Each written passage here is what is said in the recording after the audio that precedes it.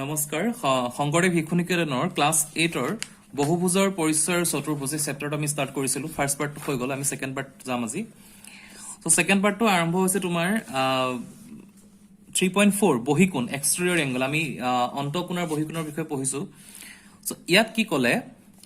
যে বহুভুজৰ কোণ আৰু বাহুৰ সম্পৰ্ক বুজাত বহিকোণে আমাক ভূক্ষেত্ৰত সহায় কৰে এই ক্ষেত্ৰত আমি আগবঢ়াই ফল এটা এই যে বহুভুজৰ বহিকোণৰ সমষ্টি সদায় 4 সমকোণ এটা বহুভুজৰ বহিকোণৰ সমষ্টি সদায় 4 সমকোণ এইটো যদি আমি এজত আঁকি লওঁ এনেকে A B C D E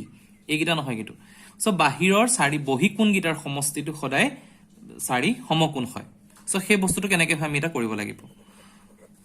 so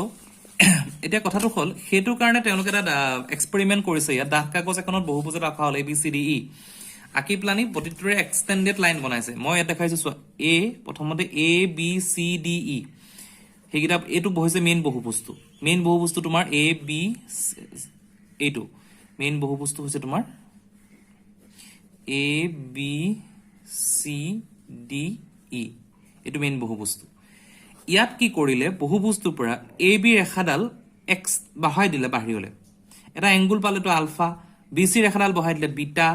C D ৰেখাডাল বহাই দিলে গামা এটা ৰেখা বহাই দিলে সিগমা আৰু এটো ফাই এনেকে এংগল গিটা আহি গল তোমাৰ ইয়াত সো এই যে এংগলখিনি বহাই দিলে এক্সট্ৰা আমি কেটা এংগল পালো A B C D E পাঁচটা আছিল পইণ্ট ইয়াত আমি 1 2 3 4 5 এই বাহিৰৰ এংগল গিটা এইটো এটা এংগল বাহিৰ কোণ গিটা এইটো এটা angle so alpha beta gamma এনেকে হিচাপে আমি হে এংগল গিটা পাই গলো সো সেই গুটে গিটা এংগলৰ সমষ্টিটো হল 1 2 3 4 5 সমষ্টিটো হল 360 ডিগ্ৰী মানে 4 সমকোণ সো হেতু আমি ইয়াত কেনেকে দেখাইছে ডায়াগ্ৰামটো দেখাইছে কি কৰিছে প্ৰথমতে উদাহৰণস্বৰূপে এই এক্সাম্পলটো দিছো উদাহৰণস্বৰূপে তেওঁলোকে কি কৰিছে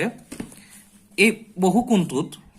এই যিকিটা এক্সট্ৰাকে পাইছে আলফা বিটা গামা সিগমা ফাই এনেকে এক্সট্ৰাকে ওলাইছে যিকিটা সেই গুটেই গিটাৰ পৰা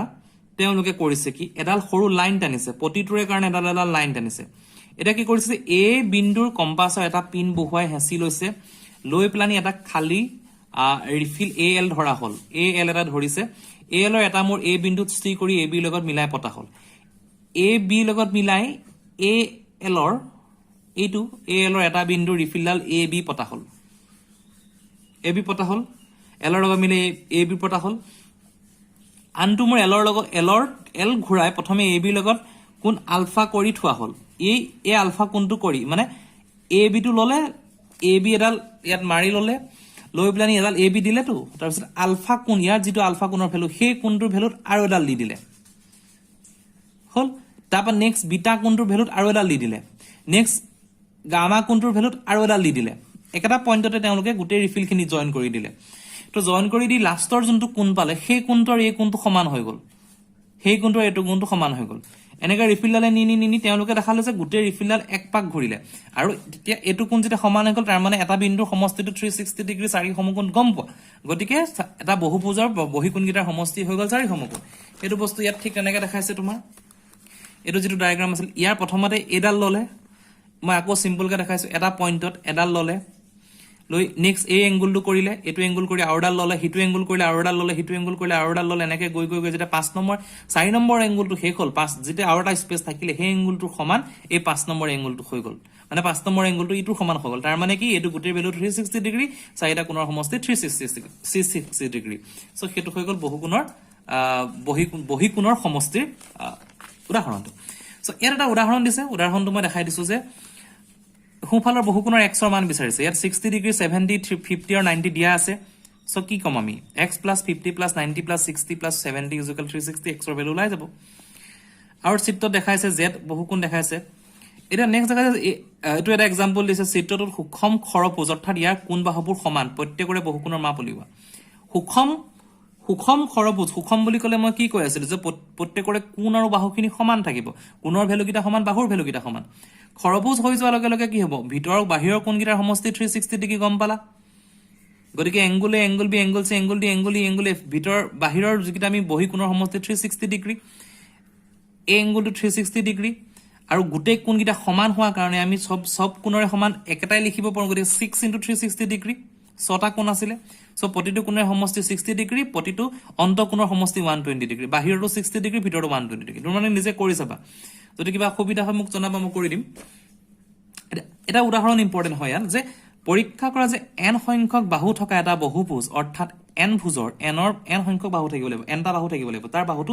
তিনিটা মানে ত্ৰিভুজ তাতকে বা বেছি হ'ব লাগিব n is greater than is equal to 1 n হয় তিনিতকে ডাঙৰ নহলে তিনি সমান হ'ব লাগিব আৰু অন্তঃকোণকেইটাৰ সমষ্টি 2n - 4 সমকোণ এটো ইম্পৰ্টেন্ট কোৱেশ্চন হয় ইয়াত বহুভুজটো সুষম নহবও পাৰে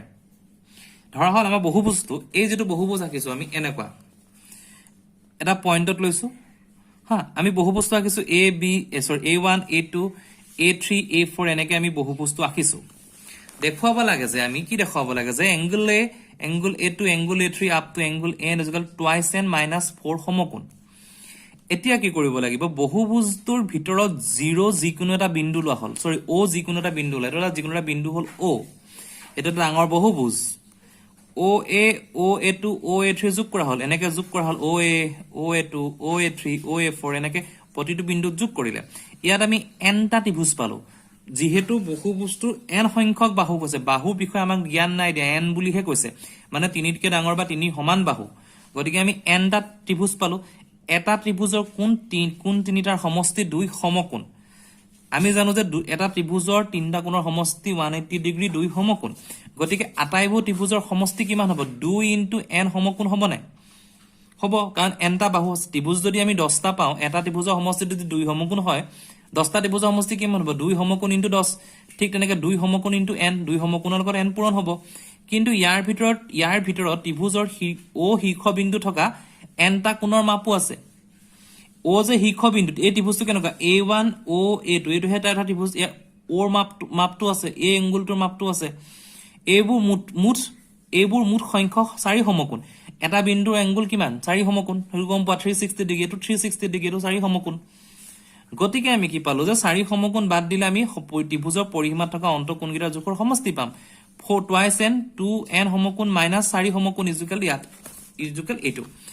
nটা ত্ৰিভুজ এটা ত্ৰিভুজৰ সমষ্টি হৈছে 2 * 90 ডিগ্ৰী এটা ত্ৰিভুজৰ কোণখিনিৰ সমষ্টি সকলো ত্ৰিভুজৰ কোণৰ সমষ্টি 2n * 90 ডিগ্ৰী ইয়াত ত্ৰিভুজৰ শীৰ্ষবিন্দু থকা o nটা কোণ আছে ইয়াত এনেকুৱা o nটা আছে a টোটাল 360 ডিগ্ৰী হৈ গল সো আগৰটো 2n পাইছিলো মাইনাস 2n কি পাম আমি 2n -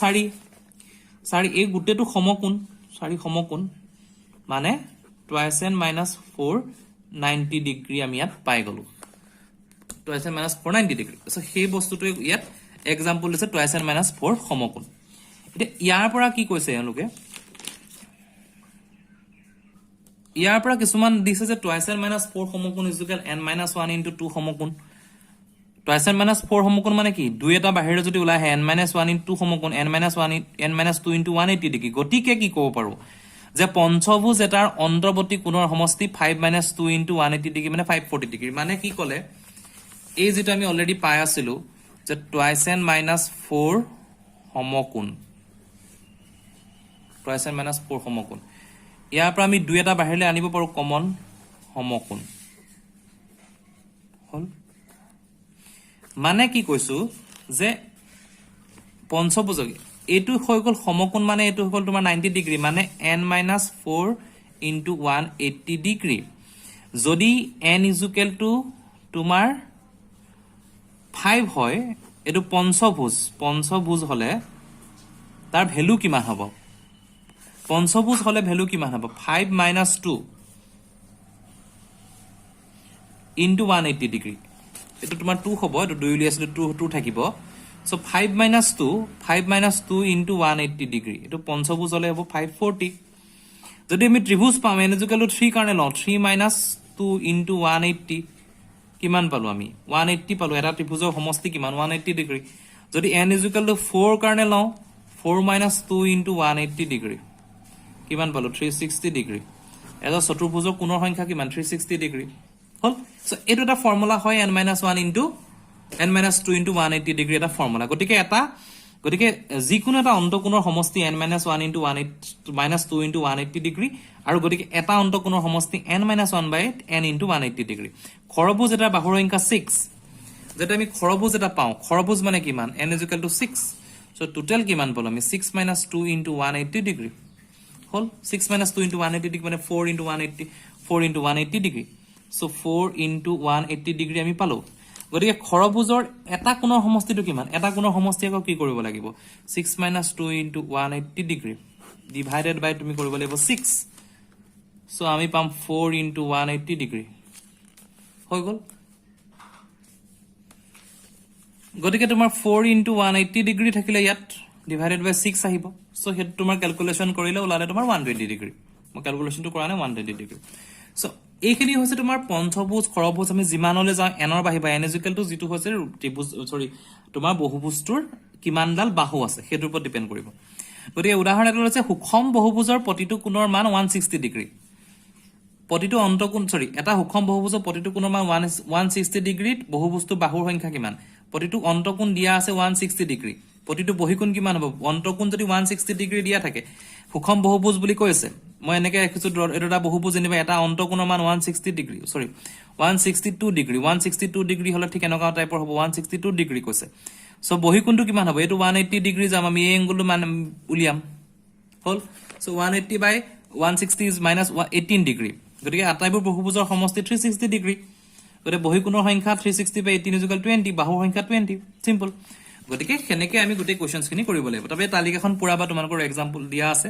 এখিনি কৰিবা এই চিত্ৰৰ মানখিনি উলিয়াবা যদি কিবা প্ৰবলেমছ থাকে এখিনি জনাবা মই কৰি দিম ডাইৰেক্ট মোক টপিকটো দি বা কোৱেশ্চনটো হৈতে কবা তেতিয়া মই কৰিবলৈ ভাল হয় সো আমি নেক্সট চতুৰ্ভুজৰ কিছুমান পাৰ্ট দিব তোমাৰ চতুৰ্ভুজ এটো চতুৰ্ভুজ এটা